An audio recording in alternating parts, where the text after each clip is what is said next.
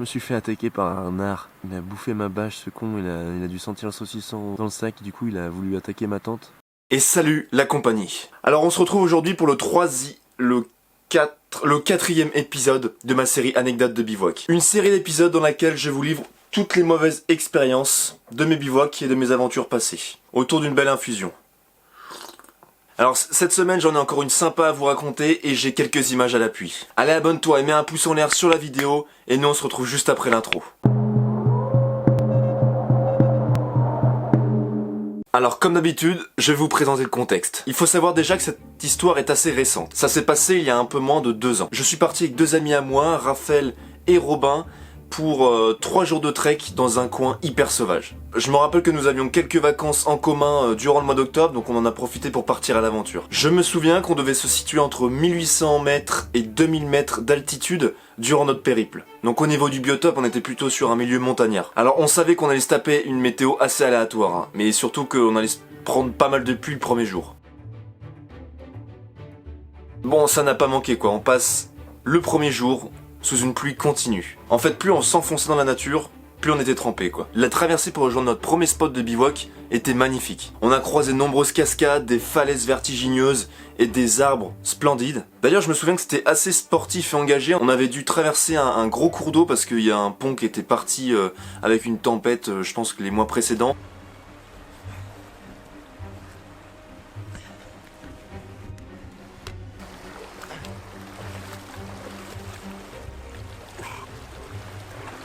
Donc on avait dû traverser une rivière, on avait dû également grimper pas mal de petites falaises, petits aplombs, pour réussir à atteindre le premier spot en fait pour passer cette première nuit de trek. Ok, donc vers 16h on aperçoit une cabane microscopique paumée au milieu de nulle part. Donc on décide de s'y abriter parce qu'on avait déjà pris la pluie toute la journée, ça commençait à être fatigant, et on cherchait également en fait à reprendre quelques forces pour effectuer la dernière étape de la journée qui était trouver un spot ou s'établir pour la nuit. Ce qui n'est pas une mince affaire, vu la quantité de brouillard qu'il y avait et vu le terrain qui était, ma foi, assez difficile, avec beaucoup de relief et tout, donc ouais, c'était pas évident. Bon, la cabane, je pense que c'était plutôt une petite chapelle, puisqu'il y avait une petite vierge, des bougies, etc. à l'intérieur, mais il y avait pile assez de place pour que nous trois, on se pose, on puisse déposer nos sacs au sec et puis on puisse grignoter un bout pour reprendre encore une fois des forces. 17h30, on parvient à trouver un emplacement qui correspond. Du plat, pas de traces de faune sauvage, pas de risque d'inondation, pas de risque de chute de pierre potentiellement. Et il y avait cette fameuse cascade à une distance de 100 mètres à peu près qui nous permettait le réapprovisionnement en eau. Donc on s'attelle à l'élaboration du camp et on essaie de monter notre tente le plus rapidement sous une pluie encore continue. Donc là vraiment la mission c'est d'essayer d'économiser le matériel et de ne pas tout tremper en fait son pactage lors du montage du campement. Je me rappelle qu'on avait donc chacun une tente pour avoir son espace et être un peu tranquille, et on les avait disposées en triangle. Donc les 3 tentes comme ça, espacées de quelques mètres.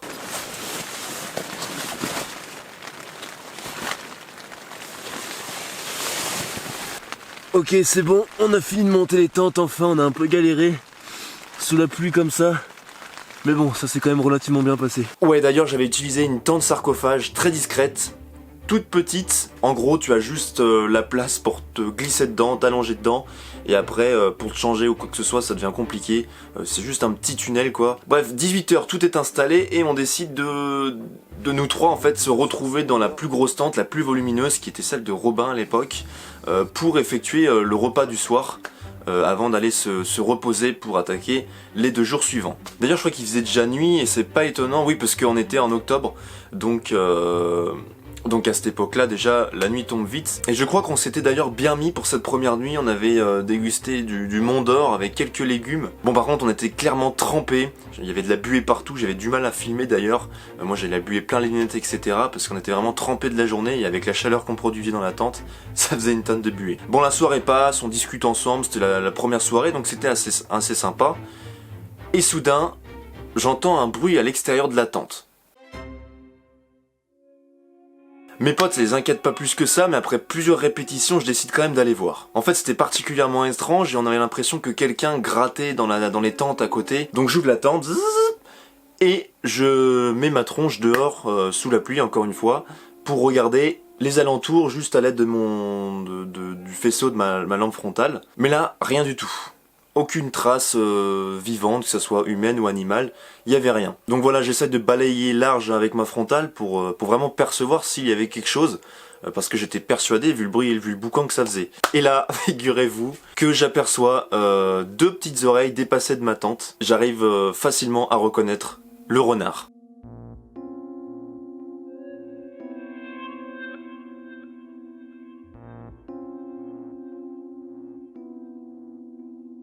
Et oui, un renard était en train de faire je ne sais quoi derrière ma tente pendant que nous, tranquillement, on était à quelques mètres, simplement, hein, dans notre tente en train de manger.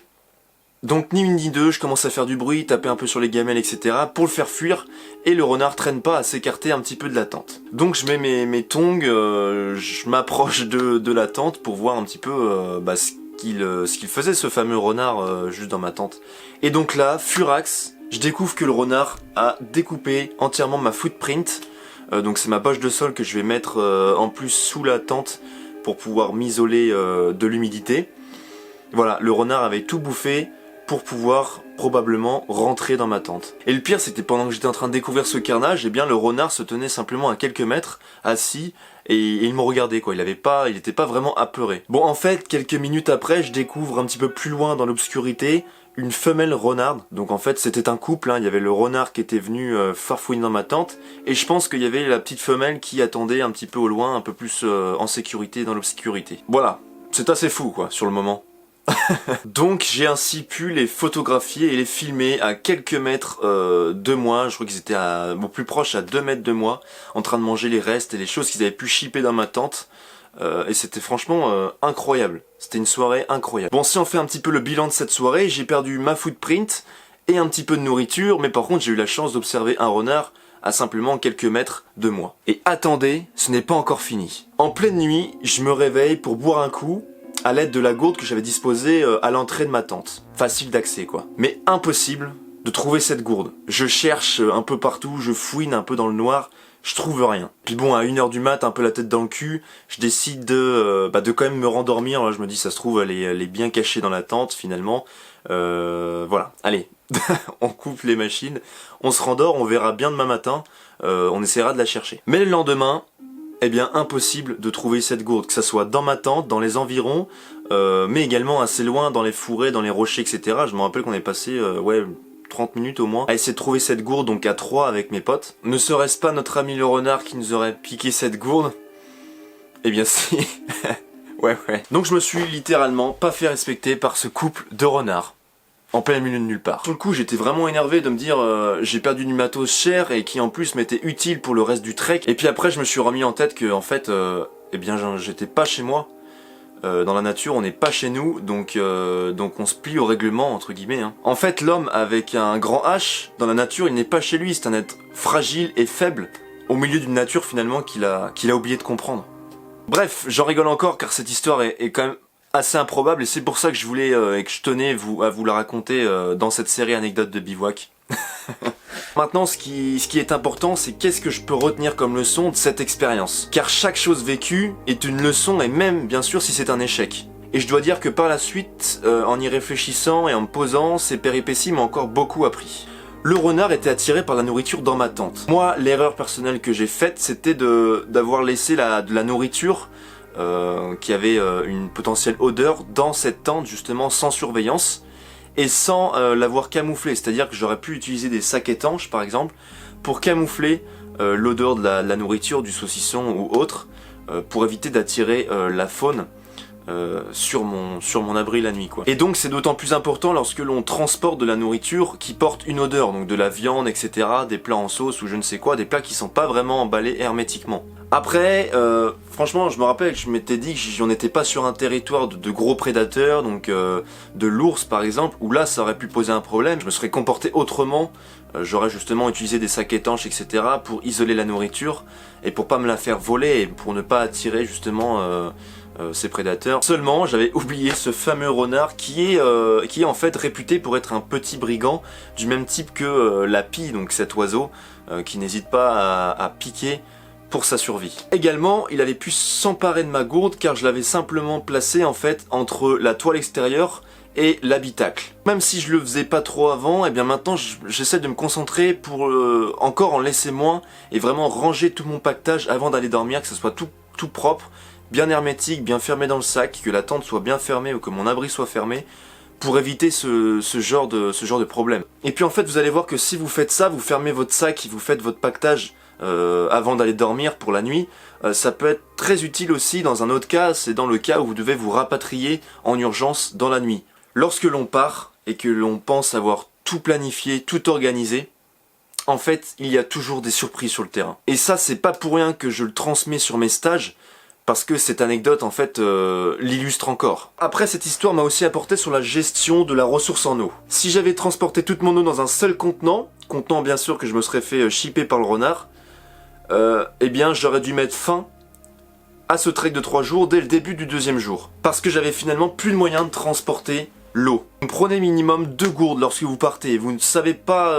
ce qui peut vous arriver. Il y en a une qui s'échappe de votre sac, elle tombe dans le ravin, vous pouvez pas la récupérer. Il peut nous arriver de nombreuses choses sur le terrain, donc il faut essayer de les prévoir en fait en amont lorsque l'on va préparer notre pactage, etc. pour éviter ces désagréments-là. Donc voilà, par exemple, vous voulez emporter 2 litres d'eau, et bien vous prenez 2 gourdes d'1 litre. Vous voulez un volume de 3 litres dans votre sac, et bien vous prenez 2 gourdes d'1,5 litre par exemple. Et je ne vous apprends rien, vous savez de toute manière que l'eau est une ressource fondamentale pour le bon fonctionnement de notre organisme. Encore une fois, en milieu naturel, nous ne sommes pas chez nous, donc il faut être vigilant et faire preuve de respect. Quand on connaît un petit peu l'animal, donc le renard, on sait que c'est une bête très intelligente. Et puis en fait, à la fin, quand j'ai un petit peu tout remis en ordre dans ma tête, ça ne m'a pas étonné que ce soit le renard qui soit à l'œuvre de cette petite surprise, entre guillemets. Il est très opportuniste, et ça c'est un comportement redoutable pour survivre. Après, j'ai appris un petit peu sur cette espèce aussi, puisque je n'aurais potentiellement pas pensé retrouver des renards aussi haut en altitude. On était aux alentours de 2000 mètres d'altitude.